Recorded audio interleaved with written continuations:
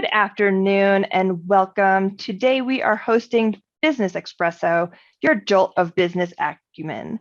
Our hosts have extensive backgrounds in their respective fields of sales and marketing, accounting, risk mitigation, wealth management, and law. Their backgrounds all come together with a common goal to help small business owners thrive. But today, our expert comes to us from the field of cybersecurity.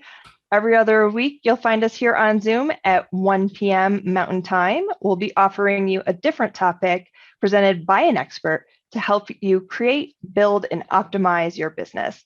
Each presentation should give you one actionable step to walk away with to make you better at running your business, not being run by your business. Make sure to add us to your calendars before I introduce today's host. A little reminder, we try to make this interactive. If you have questions, please pop them in the Q&A box or chat. Don't keep them to yourselves. And after the presentation, we'll open up to your questions. So without further ado, today we are joined on our panel by John Geese, our business growth strategist from RAS Squared, our expert in scaling your sales and marketing, Christina Gilbertson, owner of Gilbertson Law Office. She uses her business law expertise to help small businesses protect themselves. And Mike Hurdle, our founding member of Tax Time CPAs. His expertise lies in accounting and tax strategy. And finally, our presenter today, Rodney, and there's Sam. Sam did jump on. So Sam is an award-winning financial advisor with Northwestern Mutual. He is a guide in risk mitigation and wealth management. And finally, our presenter today, Rodney Gullate. Where do I begin with your amazingness? Rodney is here today in his capacity as a certified ethical hacker, certified information security officer, and CEO of his firm, Firma IT Solutions, which is celebrating a decade of providing small businesses managed IT services. His firm goes beyond just purchasing, installation, and troubleshooting to also ensure your systems are encrypted, backed up, and secure. Rodney holds over 15 certifications, is frequently consulted as an expert, and serves on several boards in the area. Notably among these is serving as the president of the Rotary Club of Colorado Springs and founder of the Black Business Network. And most recently was a recipient of the Mayor's Young Leaders Award for leaders under 40 in the category of technology and sustainability. Rodney, I am so excited to learn from you today, as I always am. Take it away. Awesome. Hello, everybody. Nice to meet you all. Let me see your beautiful faces. My name is Rodney Gullate. I am the certified ethical hacker. Thank you for that wonderful introduction, Colleen. It's an honor to be here with all of you today. What is a certified ethical hacker? If you've heard of a hacker, you've probably heard of the criminal ones that know how to break into your business and steal stuff and destroy things. Like, I know how to do all that too, but I use my knowledge to help protect people and not hurt them. I'm on a federal watch list because I have this advanced certification. So if I decide to do something nefarious with my knowledge, I'll get extra prison time, which I am not interested in doing. I'm trying to get a PS5 and Xbox. I love my family. I have a beautiful wife and 3 kids. Like, I'm not interested in prison. So it was a $900 exam and I passed it the first go, and it was good. I was highly motivated to do so. Certified Chief Information Security Officer. I know how to speak cybersecurity from a C-suite executive level and bake it into an organization all the way down to the bottom of the list, your lowest level employee. And certified network defense architect. I know how to build networks that are resilient to cyber attacks, and there are a lot of them, and I am celebrating my 10th year. So let's go ahead and get the screen share going, and then I will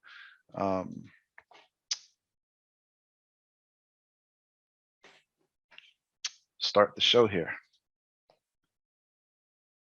And a Fox 21 consumer alert: panic buying of gas in the Southeast after a cyber hack on the Colonial Pipeline.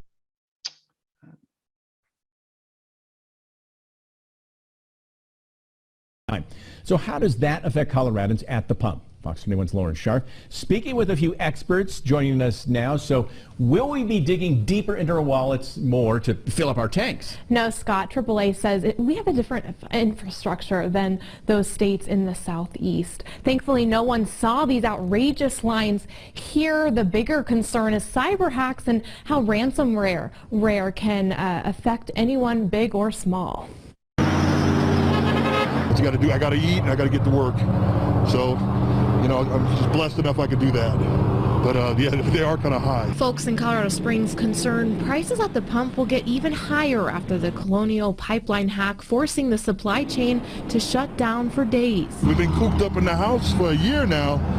Maybe people got some extra money saved up for gas, but it's going to be a choppy road this summer. AAA says not to worry. What happened on the East Coast won't cause lines at gas stations, huge price hikes, or gas stations to run out of fuel. In fact, gasoline and oil are flowing in and out of Colorado at the same healthy rate they've been flowing in and out of Colorado for a decade now. But it should be a warning to all businesses to invest in cybersecurity. I hope that every pipeline operator in America gets this as a big wake-up call. This is gasoline and oil are significant parts of our national infrastructure. This is a global criminal enterprise. Rodney Gullate Jr. is a certified ethical hacker and says ransomware is a problem that is getting more pervasive. Ransomware was a problem before COVID.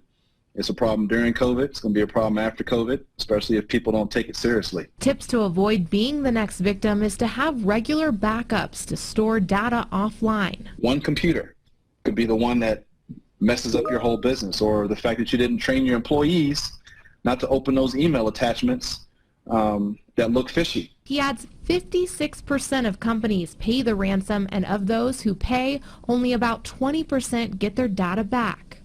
AAA expects gas prices to stay around $3.10 for the Memorial holiday weekend. Colonial Pipeline restarted operations around 3 o'clock today, but it will not be fully functional immediately. I have more tips from the experts on our website, fox21news.com. Scott.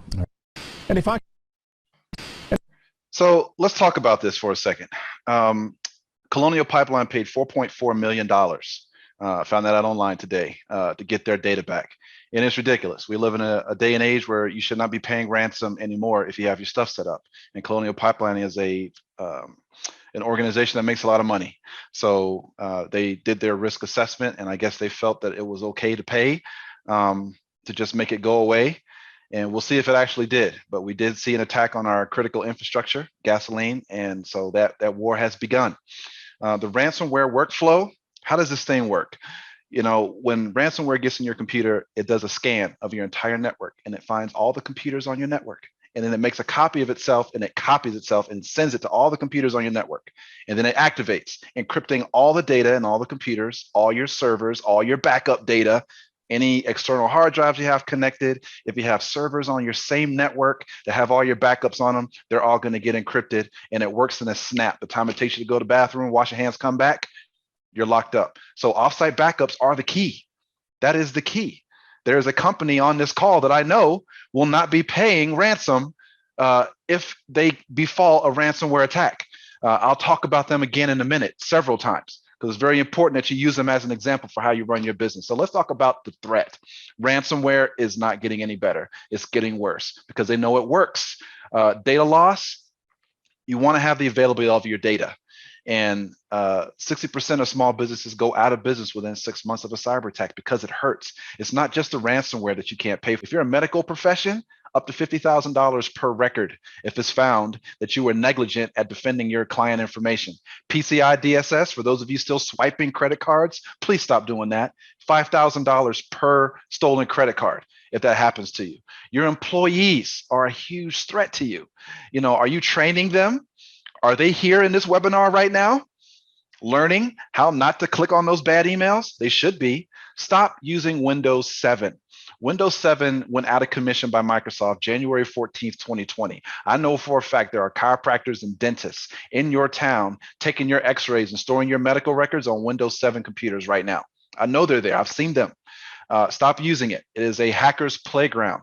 Many people are just one click away from losing their business. Is that you? If you get hit with a ransomware attack, are you going to have to pay? Do you know? You should try to find an answer for that. Let's move on to something else. A lot of companies are stepping up cybersecurity awareness for their employees. They sure are. In fact, here at Fox 21, owned by Nexstar, all employees actually had to go through a security training, which included to be on the lookout for spoofing email and scamming links. However, before the training, Fox 21's Carly Moore was actually spoofed herself and is now sharing the message with you. Carly, I replied to the email too. Yeah, you replied to it, guys. How many times have we done stories on scams? How many times have we explained those red flags? Well, these guys are getting good. And now, I didn't wire any amount of money or buy anything for anyone, so they technically didn't get what they wanted. But because they targeted our staff, we thought this was important to share. Scams can come from anywhere. I don't have to trick everyone if I'm a hacker.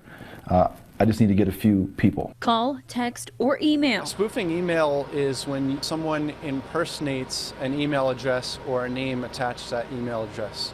So you may receive an email from an individual who you may know, but the email did not actually come from them. Dan Nesgoda is Fox 21's chief engineer. He's trying to protect our staff from cyber attacks. It's a social engineering scheme to gain your trust and get you to reveal information that you may not normally. I was on my way to work on Saturday when I got an email from our boss, Joe Cole. I saw it on my phone. The subject line was request. He asked me to do a task. I replied and said I could help.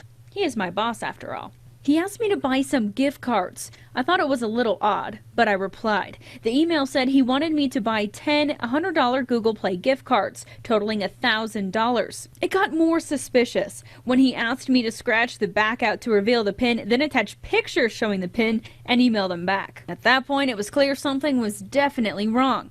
Even though my phone said Joe Cole, this was the email. I knew I had been spoofed. So this particular type of email scam is really easy to spot because if you check the email address, you know it won't match the person that sent it. But sometimes they can even mask the real email address. That's when you're in big trouble. The other things to look out for are emails that have like urgent money matters to take care of. You did the right thing by calling the person who supposedly sent that to you. Multiple staff members also received a similar email. But it's not only with email, it's also with text messages. Now our company Nexstar having all of our employees do a cybersecurity awareness training. It's about teaching employees how to recognize threats on the internet. And it's a dangerous place. Rodney is a cybersecurity consultant and teaches a class every other month at Small Business Development Center called Cybersecurity Simplified. What your small business needs to know. So let's talk about that for a second. About 80% of these cyber attacks are coming at you through this email. Social engineering. They're going after you as a person, after your own types of weaknesses. And phishing is when they come after you through the email. Vishing is when Microsoft calls you on the phone and tells you have a virus. They will never call you and tell you have a virus. If you get a pop-up on your screen that's yelling at you, saying that your computer's been compromised and you need to call this 1-800 number and you've got this Microsoft link there, Microsoft will never have an error that shows up on your screen with a 1-800 number for you to call. It's fake. Okay, so vishing is when they use their voice. They will not sound like they're foreigners. They will be very articulate, just like you and me. There's a lot of money going through this multi-billion-dollar enterprise. So they are spending the money to make sure that they can fake you out. Smishing, SMS-shing, is when they use their text messages. User access control, not everybody needs to be an administrator on their computer. An administrator is somebody that can install and remove programs and do whatever they want on their computer. So if you are an administrator and everybody in your enterprise and your business is an administrator, and one of them clicks on a ransomware link by accident, they're going to infect all the machines on the network. You don't want that. So least privilege is a methodology that we use as IT professionals to make sure that people don't make that mistake. And another thing that you need to do as consumers is ask other businesses about their security. So if you call your dentist and you ask them, hey, how are you keeping my personal information safe? How are you managing your security? And they come back with a, well, I don't know. Then get them in touch with me. I'd love to have the phone call. If you want to have an example of what somebody would say when asked that question that would give you the right answer, call Mike Hurdle and ask him that question. Call Colleen Kern, ask her that question. They can answer that question correctly. All right. You don't have to be a cybersecurity expert to know if somebody's doesn't give you the warm and fuzzies when they answer that question for you. All right. Let's go over what some of these crazy emails look like. So this one, 240 kilograms of gold dole bars, 22 million. It's a lot of money. This whole thing's fake. That bbc.com link looks legit. It's fake. Let's look at the email address for a second. Jeff Hughes, support@ogwoshten.jp. .jp is Japanese domain, global domain. And what's interesting about these spam emails is when you look at them on your mobile phone, like you saw in the Fox interview, it'll only show the name. You got to click the name to see what the email address is. So you might get an email from Mike Hurdle asking you to wire him some money, which he probably would never do. But if you click his name and you see the email address is joebagadonuts@aol.com, you know that's not his email address. So if you ever get an email asking you to send money to somebody, make sure you call that person first, okay, before you wire or send any money. Let's look at another example. This one, I can't even read this thing. I had somebody in one of my classes who was Chinese. It says Chinese characters, and it says, click me, press me now. That's what it says. This whole thing's fake. Don't click on nothing. Erase this email.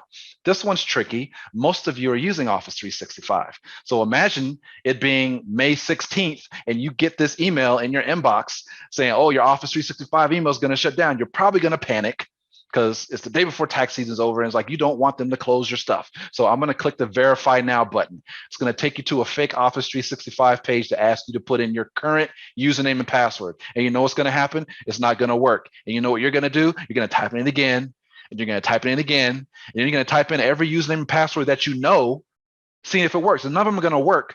There's nothing wrong with the username and passwords, but it's going into a list, a log that's getting sent to a nefarious third party. This email address is not a Microsoft email address. So please make sure you look at the email address itself, not just the sender's name. This one's a little more tricky. It's got Microsoft all the way through.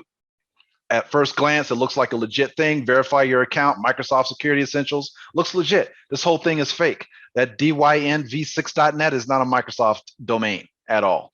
And Microsofts, they don't refer themselves in the plural. So this whole thing is fake. Don't fall for that.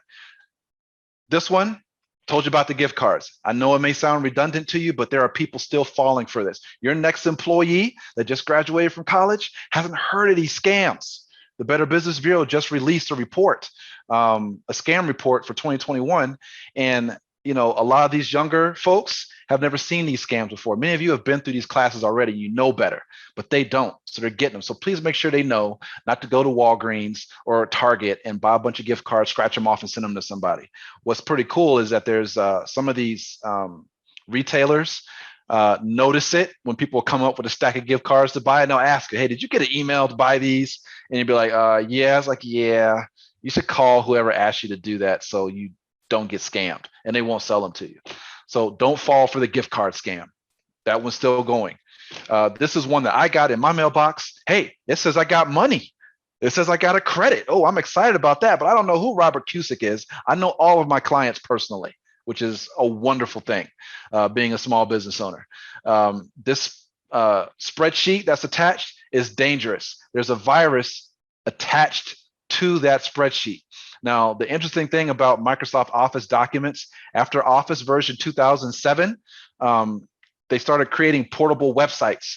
So if you are a geek and you feel like making a science experiment, go to one of your Office documents, could be Excel, PowerPoint, DOCX for your documents, and change that last 4-letter extension to .zip, and then open the file. And you will see all the different subcomponents of a website in that file. So people can put files in there, like viruses or malicious code, and then change it back to XL, SX, or DOCX and send it to you. And you won't even see it in the document. As soon as you click it, it executes. So don't fall for these crazy malicious attachments from people that you don't know who they're from. We still got more issues. Let's check this one out. And we begin at 5 with a still developing story in Oldsmar, where there's been a cyber attack on the city's water supply. Investigators say someone took over a computer that controls the chemicals in the water and tried to poison it. Fox 13's Dan Maddox joins us now live. And Dan, this sounds pretty scary. Yeah, Cynthia, we were talking about the water supply here for 15,000 people in Oldsmar. The operator here at the plant actually saw the computer screen, the mouse move across the computer screen when he took action. But if you put that amount of that substance in the drinking water, it's not a good thing. It happened just before Super Bowl weekend. Sheriff Bob Gualtieri says someone hacked into the computer system at the Oldsmar water treatment plant and raised the levels of sodium hydroxide, a chemical also called lye used to treat water. Too much of it can be dangerous. A worker at the plant saw it happening and was able to stop it. The protocols that we have in place, the monitoring protocols, they work. That's the good news. Investigators say someone first hacked into the system around 8 a.m. Friday. The plant operator at first didn't think anything of it because his supervisors frequently accessed the system remotely. But when it happened again later that afternoon, the operator noticed the hacker push the sodium hydroxide levels to a toxic level. That operator immediately pushed the level of that chemical back down. It's not just an accident when you're taking it from 100 parts per million to 11,100 parts per million with a caustic substance. So it's potentially serious. Officials say the nearly 15,000 people who live in Oldsmar were never in any danger, even if the operator hadn't noticed. Even had they not caught them, there's redundancies that have alarms in the system that would have caught the change in the pH level. It's unclear where this attack came from, whether foreign or domestic, a warning to other cities and their security protocols. It's not necessarily limited to just water supply systems. It could be anything. It could be sewer systems. It could be a whole variety of things. It could really be problematic. Sheriff Bob Gualtieri, who you just heard from there, says they do have a few leads in this investigation, but Cynthia, he says it's going to be very difficult. They do have their forensics unit on it, and also the FBI and Secret Service. They're also working this as well. I sure hope they get a break in that case, because it makes you think, I mean, could it happen again? And that's what's really troubling about it. Scary stuff. It is. Thank you, Dan. Oh yeah, it's scary stuff, and it's going to happen again. The lessons learned with this water place, they were using TeamViewer. Now, TeamViewer ain't bad. Now, it's a program that you typically use to remote control another computer, but it has default settings in it, which they had configured. They actually had it set up so that it's like super easy to connect to another computer without any challenges to get the access. They were using weak passwords, and they were also using a computer that had Windows 7 on it. So, just those three things together were bad, and that's the water system, and that's how they get hacked. So how do we defend ourselves? Let me leave you with this. Passwords. Use a passphrase. I love the Espresso networking group. It's awesome. So put the spaces in between the words, put capitalization, put the punctuation at the end. Great passwords. No dictionary words, not even dictionary words in other languages. No words turned into symbols. Don't use those. Change your passwords every 90 days if you can. Really try to change your passwords every 90 days. Use multi-factor authentication. What is that? When you use your username and password to log into a website, that's something that you know. Now, when you log into those sites, it sends a code to your phone. That's something that you have. That's the second factor of authentication. The third factor of authentication is something that you are. I've got the iPhone 11 Pro Max. I can look at it, and it opens up for me. Biometric scans my face, your thumbprint, your voice, retina scans. What you are is the third method of authentication. So use at least two of those to get into your stuff. Now, the text to your phone, if you have the option to use a text message or an authenticator app, use the authenticator app as your second factor of authentication. If you don't have a choice, use the text messaging, but use something. Have a different password for every online account that you have online. Don't share passwords and use the same password for everything. Don't do that. Also, lie on your secret questions, please. Do not put your mother's maiden name. Do not put your high school mascot or your first car. Many of you are on social media, and I'm sure you've seen the posts that say, hey, where was the first place you went on your honeymoon? And you got hundreds of people's real names and the place they went on their honeymoon. Like, this is an advanced persistent threat using social engineering. Hackers use it all the time. So over time, they've collected all the information they need on you in social media because everybody's so willing to share stuff that they probably shouldn't.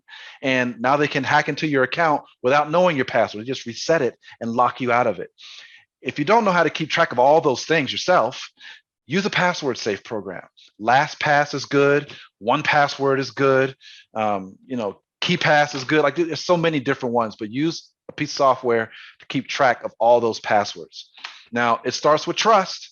This is a branding from the Better Business Bureau, which is another board I sit on. Be careful of predatory IT providers. Please make sure you read your contracts. There are people out there that say they do what I do, but they don't do it very well. and they talk a good game. And if you don't read that contract, they will own your computers. They will own your phones. They will own your email. They will own your website. They'll own your server, right? Check their Better Business Bureau status. We're A+, so we're good. Check the Chamber of Commerce membership. The reason I ask you to do this is so companies like ours, we have a tremendous amount of power over a business. We could mess it up. So it's very important that we are accountable to somebody. And there are IT providers out there that aren't a member of nothing. So when they mess you up, they're not accountable to anybody. And there's nobody you can complain to, and you're stuck. I've been saving people like that. Check their reviews. Make sure they have a secure website. If your dentist doesn't have a secure website, you should refer them to me. If your IT provider that you're looking at doesn't have a secure website, they're probably not a secure company, and they're out there. How you know if the site's secure? HTTPS on the website, and there should be a little lock right next to the website when you type it in. Check their email address. Using a free email account for your business is not good stuff. That should definitely be something you should let me know about, or have them contact the Pikes Peak SBDC so they can get some training and learn how to do the right thing. How do you get in touch with me? I'm glad you asked. Let me share that with you. What do you mean you lost all my personal information? You got hacked? You do my taxes. Now what am I supposed to do? Tax season is stressful enough without having to worry about identity theft. Insist your accountant keep your information secure. At Tax Time CPAs, we called Firma IT to invest in our IT security. It's our responsibility to keep your information confidential and safe. Please call us today so we can protect your business and your clients. Calling us costs you nothing. Not calling us could cost you everything. Don't let it cost you everything. Thank you, everybody. I appreciate your time. I appreciate it. I know it was a lot. Take a deep breath and drink some wine. You'll be okay. Oh, Rodney, I love when you jam so much information into a presentation. And I really enjoyed your last slide, the starts with trust, and biggest takeaway, passwords, backup data. If you guys have any questions, feel free to pop them in the chat. From our panel, what do you guys got? And call a professional if you don't know what you're doing. Rodney, oh, absolutely. You had a point on your presentation about how to check an email on your phone to see if it was valid. Yeah. I have gotten several suspicious text messages, so I don't click on them because I have heard your story before. But how do I know that the UPS guy is in fact UPS or Amazon? Because I've received what appear to be phishing messages from both of them as a text. Yep. So if it's Amazon, go to your Amazon account and look at your orders. Yep. Check your shipping status over there. Check your shipping status from wherever you bought your stuff from and check it from there. Don't click the link in the text messages. Those are bad. Hey, Rodney, really, really good presentation, man. That was awesome. Thank you. And I'm so glad I saw it because I actually got an email from Jeff Hughes recently with that $25 million he was going to give to me, and I nearly clicked it. So I'm glad to find out that was a scam, and I didn't click the link. So one question I've got for you is, we're talking about small business owners, right? Small business owners is quite various size. It can be, one employee, it can be 100 employees. Yep. Is it the same price for certain thresholds, or is it per employee? How does it work when it comes to costing? Not to get too into specifics, but just so our audience understands the costs involved on the size of the company. So the size will definitely determine how much you're going to invest. And I would like to use the term investment. That's what needs to be made for these businesses once you get to that point. I know when you're a solopreneur, you're wearing all the hats and you're trying to cut some costs. So, read and study up and do everything you can. You need backups, use carbonite.com if you're a solopreneur. If you need, antivirus, get ESET or Bitdefender, buy it from Amazon. Make sure you're paying for it and not using the free stuff. But once you get to a certain level and you can outsource, like I don't do my own taxes. I don't know what I'm doing. So I got a professional to do that. I'll do my own bookkeeping. I'll deal with my own insurance stuff. I'll get a professional to do those things. As far as cost for us, we bill per device. Now, there's other colleagues of mine with other businesses, they bill for the users as well. And my philosophy is, if I get your computer to work, you're not going to call me, which is fine. That's what I want. So, some of them lease the equipment to you, which is one of the things you got to find out in your contract. So that'll be an extra cost.